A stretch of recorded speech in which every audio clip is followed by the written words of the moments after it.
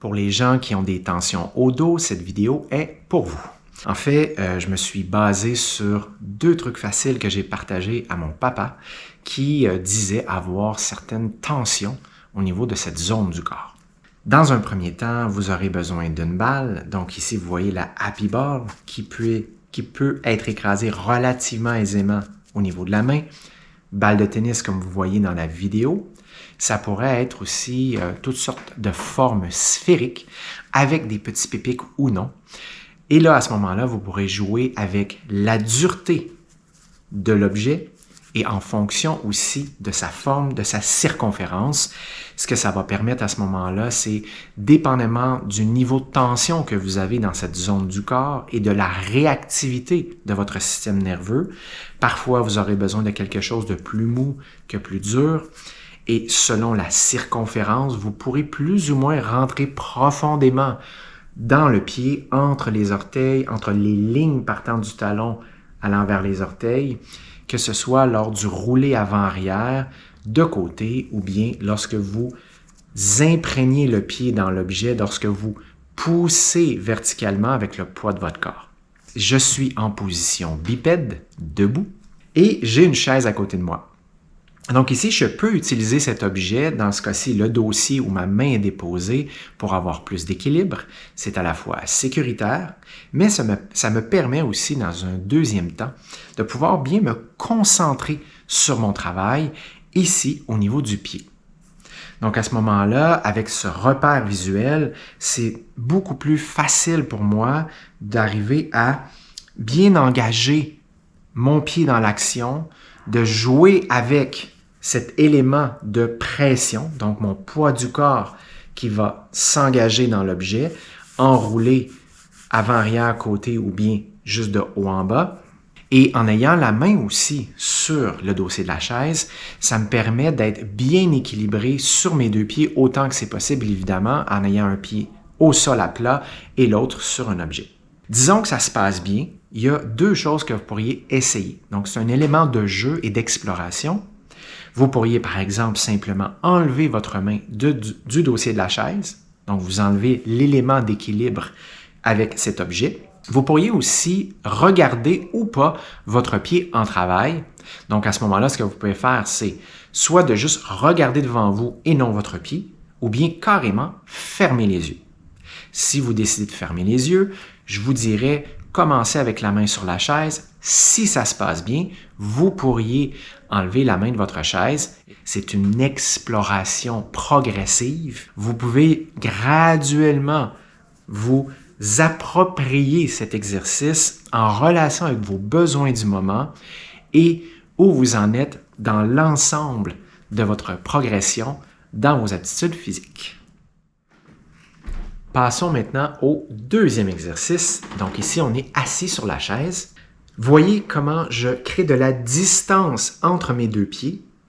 Et donc, ceux-ci sont également ouverts légèrement vers l'extérieur, un peu comme des pieds de canard. Et ça va me permettre de ressentir cette belle ouverture au niveau de la hanche et aussi lors de la flexion du tronc vers l'avant, d'avoir cette sensation d'étirement dans cette zone, les muscles adducteurs jusqu'à l'aine.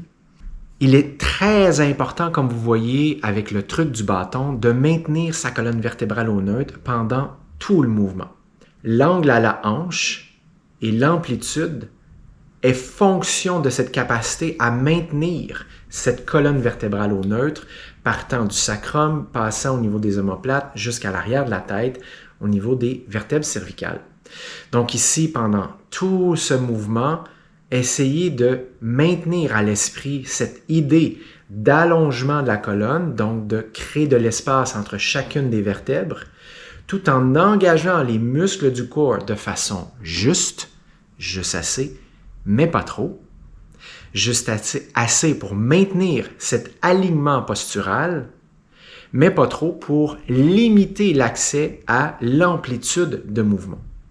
Évidemment, on respire avant de commencer et à l'arrivée.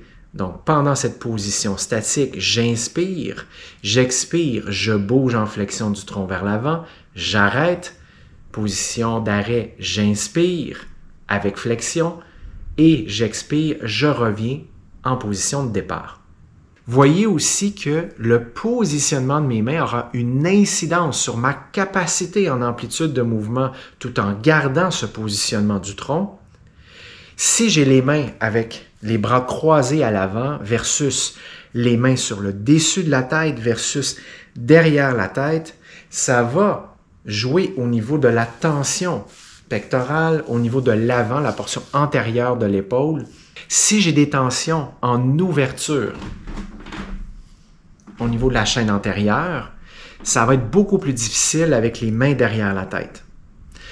Ici, ce qui peut être intéressant, c'est justement de se tester et d'explorer ces range of motion, ROM, ces amplitudes de mouvement avec les 3 positions, donc bras croisés, mains sur le dessus droit comme ceci, et derrière la tête, les coudes vers l'extérieur, et de voir quelle est notre amplitude de mouvement à la hanche, à l'articulation à la hanche, gardant ma colonne vertébrale au neutre pendant tout le mouvement et lors des 2 positions d'arrêt, en fonction du positionnement des membres supérieurs, des doigts, des mains passant par l'avant-bras, bras, jusqu'à l'épaule et le haut du dos.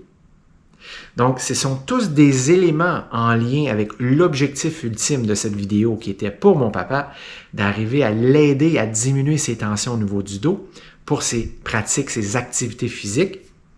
Mais c'est aussi une belle opportunité, une occasion de faire un scan du corps, d'évaluer sa posture dans ce type de mouvement pour voir quelle est l'action au niveau des épaules pouvant avoir une incidence au niveau de la hanche, toujours avec l'idée de garder sa colonne vertébrale au neutre par un engagement juste des abdominaux pour maintenir le positionnement, sans nuire à l'amplitude à la hanche, ni au niveau de la respiration, parce que évidemment, il faut respirer. Tentez en tout temps d'avoir un souffle en continu. Ne bloquez pas votre respiration et essayez, faites de votre mieux pour, lors de ces 3 positions avec les mains, de voir comment vous bougez, comment vous vous sentez dans votre corps. Non seulement d'un point de vue de l'amplitude de mouvement à la hanche, mais aussi en relation avec l'épaule, en capacité à bien bouger consciemment dans toute l'amplitude, et quelles sont les sensations d'étirement au niveau de l'intérieur de vos cuisses, au niveau du dos, tout ça avec une respiration 3D, c'est-à-dire poitrine, au niveau de l'abdomen, au niveau du dos, à 360 degrés.